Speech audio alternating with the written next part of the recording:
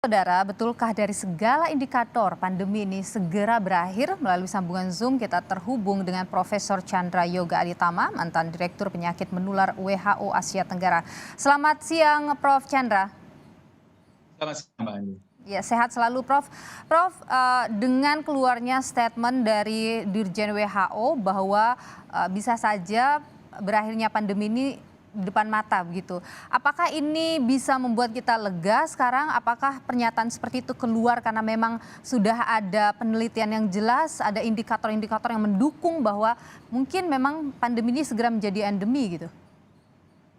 Ya, yang pertama sebelum pandemi COVID, kita pernah mengalami pandemi H1N1 tahun 2009. Waktu itu dinyatakan sebagai pandemi pada bulan Juni 2009 dan bulan Agustus 2010 WHO mengatakan pandemi itu sudah selesai. Mereka menggunakan istilah kita masuk post pandemic period. Jadi sekarang kan dinyatakan pandemi 11 Maret 2020 yang COVID. Jadi tentu mungkin saja memang WHO akan mengatakan pada satu saat pandemi sudah selesai atau mereka mengatakan post pandemic period. Nah, kalau pertanyaan indikatornya apa, maka salah satu sekarang. Prof, maaf suaranya terputus. Oh iya, sekarang masih terdengar? Iya, sudah Prof, silakan. Ya, sekarang memang salah satu indikatornya angka kematian itu turun. Angka kematian sekarang lebih rendah dari Maret 2020. Kalau angka kematian rendah ini dapat terus terjaga beberapa waktu, maka memang dapat dikatakan sebagai pandeminya sudah berakhir begitu. Tetapi seperti berulang kali disampaikan dari tadi, memang pada etapa terakhir katakanlah begitu, upaya harus terus dilakukan supaya etapa terakhir ini betul-betul dapat mencapai garis finish yang kita harapkan bersama. Oke, baik. Sebenarnya kalau kita bicara soal berakhirnya pandemi ini, artinya benar-benar berakhir atau sebenarnya varian dari COVID-19 ini masih ada tapi bisa ditangani begitu? Ya, kalau saya sudah sampaikan kita pernah pandemi H1N1 2009 ya. Sesudah pandemi itu selesai, WHO mengatakan 3 hal. Dan saya yakin 3 hal yang sama akan terjadi kalau nanti pandemi COVID juga berakhir.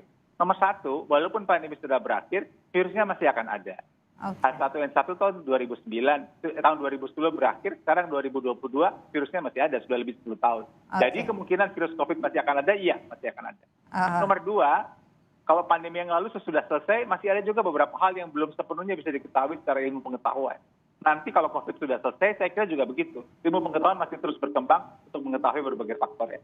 Tapi yang ketiga yang lebih penting, waktu pandemi lalu sudah disampaikan, pandemi H1N1 berhenti, tapi kita tetap harus waspada.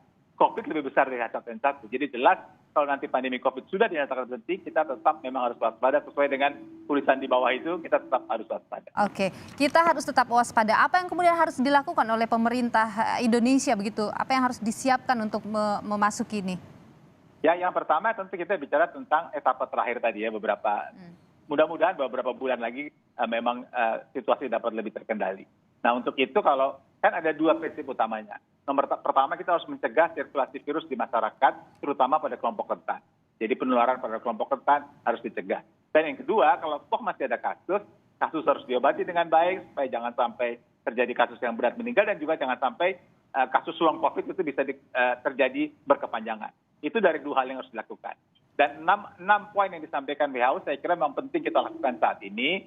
Nomor 1 tentang vaksin mesti diteruskan. Nomor 2 tentang penanganan pasien di rumah sakit. Dan nomor 3 tentang testing. Nomor 4 tentang penanggulangan infeksi di rumah sakit. Nomor 5 tentang komunikasi risiko seperti acara Kompas TV hari ini. Dan juga tentang keterlibatan masyarakat. Jadi masyarakat memang perlu mengerti situasi sekarang seperti ini. Ujung pandemi memang sudah di depan mata, tapi kita tetap waspada sampai mudah-mudahan ujung itu benar-benar akan terjadi dalam waktu yang katakanlah tidak terlalu lama mudah-mudahan.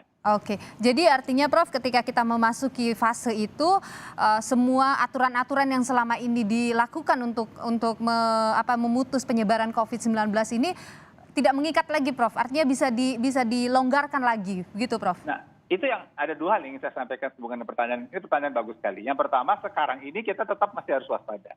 Tapi kalau toh nanti COVID-nya sudah selesai, bukan berarti kita, kan begini, sekarang ini kan orang relatif punya perhatian pada kesehatan. Cuci tangan misalnya kita lakukan secara sering, Dan itu harus terus dilakukan, ada atau tidak ada COVID. Sekarang kalau ada orang ada keluhan, flu, wah ini saya kenapa ya? Coba memeriksakan diri. Ada atau tidak ada COVID, hal itu tetap harus dilakukan. Kalau ada orang sakit keluar rumah, flu maksud saya, pakai masker tetap harus mereka lakukan untuk tidak menulari orang lain. Kalau kita anggota masyarakat pergi ke tempat yang kita curiga ada kemungkinan penularan penyakit apapun juga, pakai masker tetap harus.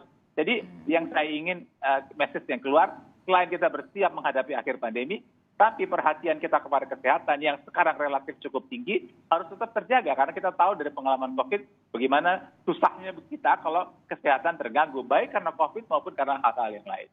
Oke, jadi tetap sebenarnya tidak boleh abai juga dengan protokol-protokol kesehatan yang selama ini kita lakukan ya di masa pandemi gitu ya Prof. Chandra ya? Ya tentu saja akhirnya mungkin tidak usah terlalu ketat, misalnya tetap memakai masker pada kadar tertentu, tapi kalau pola hidup bersih sehat yang lain kita tetap menjalankan. Oke, Prof, perkembangan varian-varian dari virus ini juga masih terjadi ya Prof? Catatan Anda bagaimana Prof? Jadi begini, WHO itu sudah membuat 3 senario. Senario pertama tentang varian ini ya. Pertama yang namanya base senario standar. Di mana virusnya seperti sekarang relatif ringan, kita bisa kendalikan dengan vaksin. Tapi yang kita harapkan selain base adalah yang best, senario terbaik. Di mana virusnya menjadi makin lemah sehingga vaksin tidak perlu diulang-ulang. Walaupun kemungkinan kecil ada yang namanya worst scenario yang terburuk di mana varian baru akan timbul. Sejauh ini sudah beberapa bulan terjadi yang ada adalah yang pertama, senario standar di mana kalau ada relatif ringan bisa dikendalikan dengan vaksin yang ada begitu. Kita berharap ini tetap terjadi atau kalau berubah menjadi yang best, yang senario yang bagus begitu. Dan kita berharap jangan sampai terjadi yang worst scenario. Itu tiga pola yang mungkin ada dan kita sekarang berada di pola yang pertama. Oke, Prof, kalau bicara soal vaksinasi, ketika misalnya ini berakhir, apakah vaksinasi juga akan tetap menjadi kewajiban, Prof, menurut Anda? Tergantung dari situasi pada saat itu. Jadi kita mesti lihat, pertama sebelum kita berkepanjangan, kita mesti tahu vaksinasi yang kita dapatkan, atau vaksinasi apapun juga, gunanya kan untuk melindungi diri kita. Bukan karena disuruh pemerintah, bukan karena disuruh WHO. Jadi kita mendapatkan vaksin gunanya untuk melindungi diri kita. Bukti ilmiah yang ada menunjukkan kita perlu divaksin atau anak perlu divaksin itu harus dilakukan. Nah, bagaimana nanti sesudah pandemi selesai kita akan lihat perkembangan ilmu pengetahuan yang ada, apakah penurunan imunitas itu cukup berat atau tidak cukup berat, bagaimana perkembangan sirkulasi varian virus yang ada pada saat. Baik, jadi meskipun kemudian pandemi ini berakhir di depan mata, tetapi bukan berarti kita harus abai, kita harus tetap waspada. Itu yang menjadi kunci dan ini partisipasi masyarakat yang paling penting juga di sini. Terima kasih untuk informasinya Prof. Chandra Yoga Aditama, mantan Direktur Penyakit Menular WHO Asia Tenggara. Sehat selalu Prof.